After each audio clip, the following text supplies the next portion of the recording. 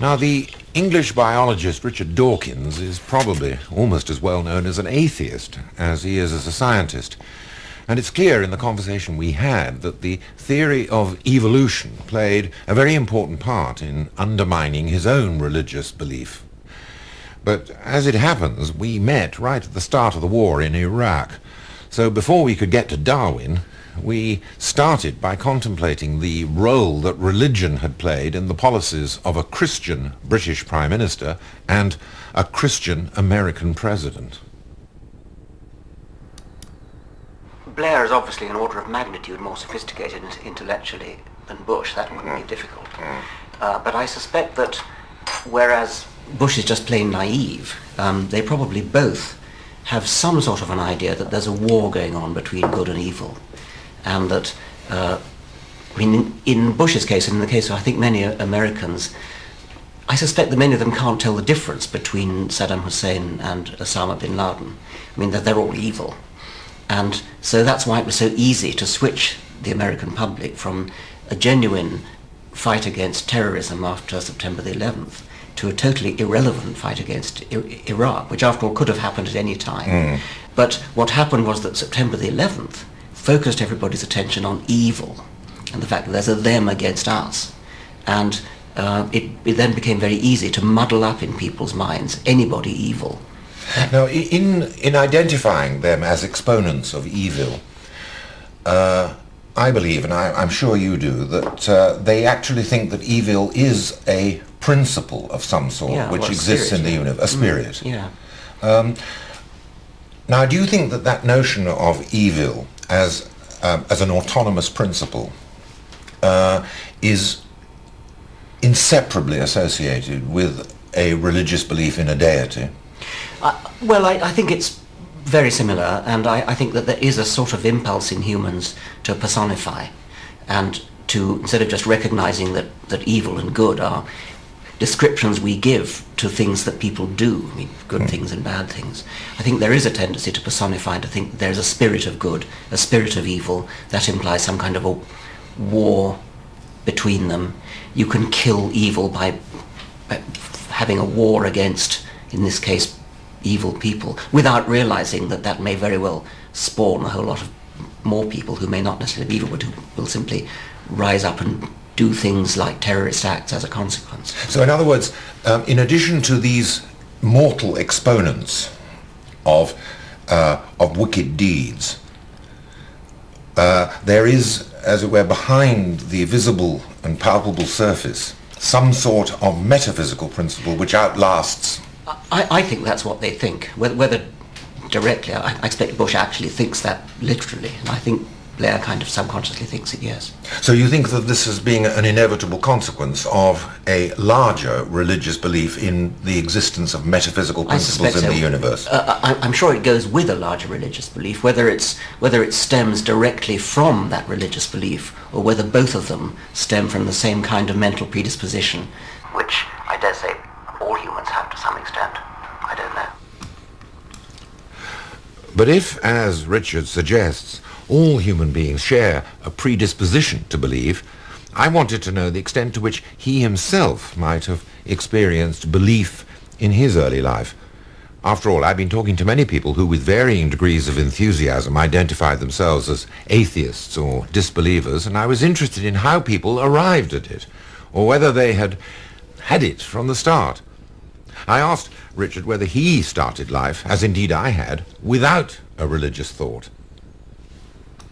No, I had a normal Anglican upbringing, and I think I first started to doubt it when I woke up to the fact that there were lots of different religions and they couldn't all be right, and it was just an accident, an arbitrary accident, that I happened to have been brought up in the Anglican Church. So that caused me to have doubts, and I sort of became a non-believer at the age of about 9 as a result of that. However, I then reverted to religious belief until the age of about 16.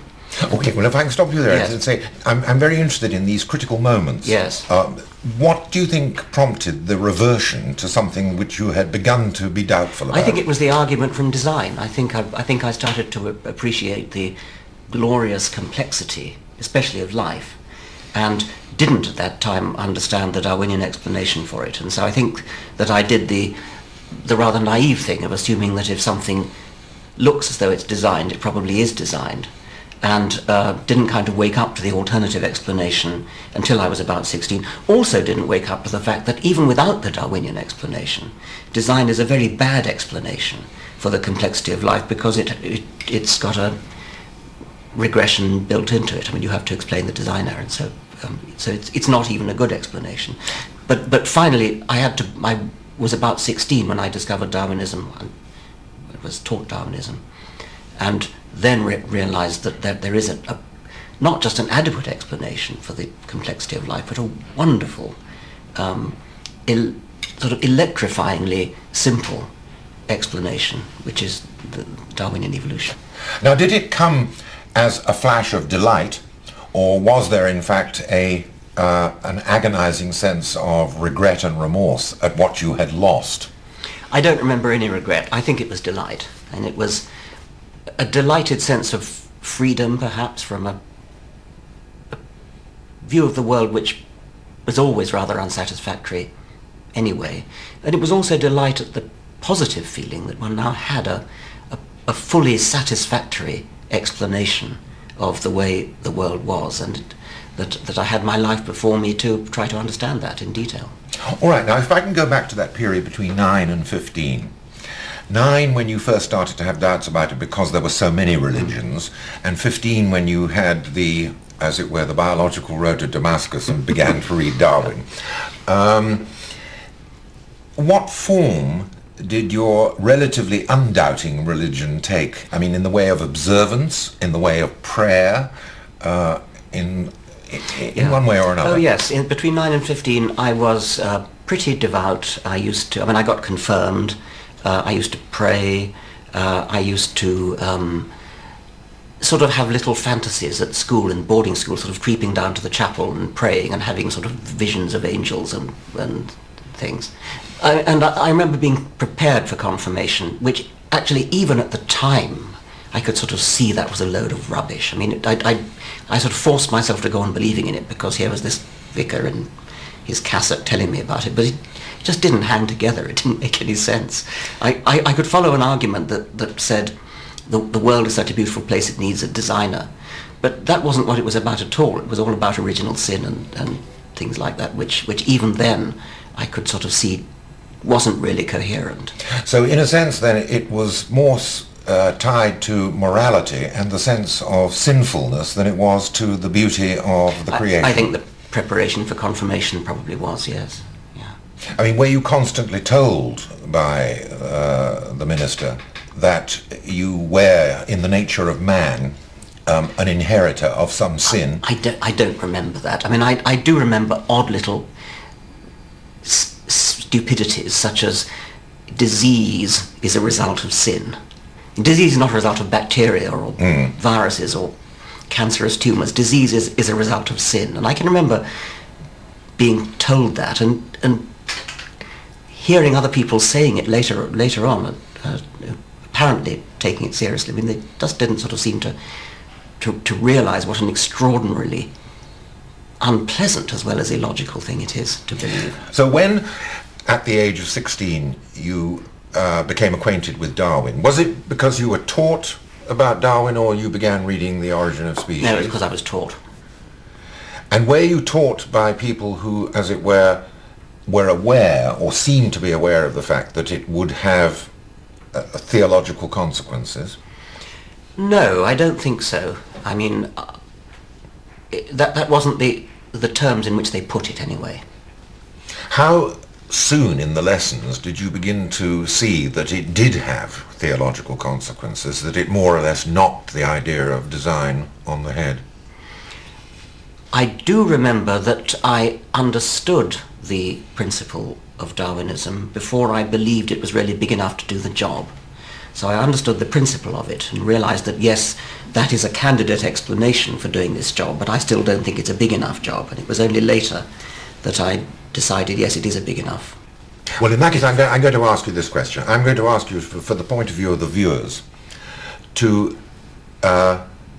It's an awkward question I'm asking you to give us a summary of the most persuasive version Oh, fine, okay. of Darwinian theory. Right. First, I would make a distinction between the fact of evolution, the actual change from generation to generation that has led from bacterial ancestors to all the creatures that we have today by gradual change, such that you wouldn't have noticed it in any particular generation. That is a matter of fact which can be observed not directly but by its aftermath in the form of fossils and the pattern of living creatures. Then ask, what is the guiding force that led to it being like that? Natural selection. And the most illuminating way I can think of to explain that is that all living things contain digitally coded representations of themselves, digitally coded instructions for building themselves and for making more like themselves. The instructions survive or they don't survive, depending upon how good the bodies are at surviving and how good the bodies are at reproducing and therefore passing them on. Mm-hmm. Therefore, the world becomes filled with coded instructions for being successful in building bodies that survive and reproduce those very same coded instructions. Now, the objection that is constantly raised by people who hear this, to me and to you, extremely persuasive argument, they say, aha, but what is the source of these fruitful novelties upon which natural selection exerts its pressures? People would say, well, surely the novelties themselves, even if they are then pressure is exerted upon them, something has to explain the novelties themselves. Yeah. Well, the novelties themselves, of course, are genetic variations in the gene pool, which ultimately come from mutation and more proximally come from sexual recombination. There's nothing very inventive or ingenious about those novelties. I mean, they are random. And they mostly are deleterious. Most mutations are bad. And so you really need natural as the positive side, and it's only natural selection that produces living things which have the illusion of design. The illusion of design does not come from the novelty. It comes from what happens to the novelty as it is filtered through. But the argument was constantly levelled about the imperceptible changes which might, in fact, as they were developed and recurred, would have culminated in something as useful as a feather. They constantly emphasized the fact, what was it about that early novelty, before it had accumulated to the point where it was recognizably doing an adaptive job, where could natural selection get its purchase upon something which was no more than a pimple?